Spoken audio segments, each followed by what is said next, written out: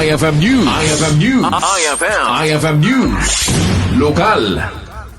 Saan laing a livelihood di nakatutukan ti Philippine Coconut Authority no dikit di nakatutukbay dayto iti salunat ken kasapula dagiti banalon tinyog.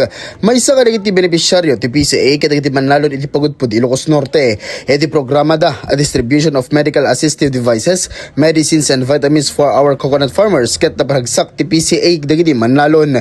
Basar ti report ket ipagpasatpay ni Honorable Rajiv Cholo Benemerito ken ni Honorable Ay Villanes itinasong aktibidad tapno may pakita ti panagyaman na ken marikna dagiti manalon ti kaadana amang tulong kadakwada. Tinasa uaganwat ket magiparangarang ti kinapintas ti relasyon ti LGU Pagudpud ket ti Philippine Coconut Authority Region 1 kunada asaan laing amay pakita ti tulong da panggep ti livelihood assistance sundi ket ti healthcare support babaen iti panagibonong kadagiti agas bitamina ken daduma pay a makatulong ti salon at dagiti manalon. Nagyaman met ti PCA Region 1 ken Miss Elizabeth Benemerito amagin kukwa ti IMA Integrated Farm a pagbubraan dagiti manalon maipanamnamat at adopa a collaborative efforts sa LGU ken PCA Region 1. Para iti IFM News, Idol Lawrence Martinez, Tatak, IFM. IFM News. IFM News. IFM News. Lokal.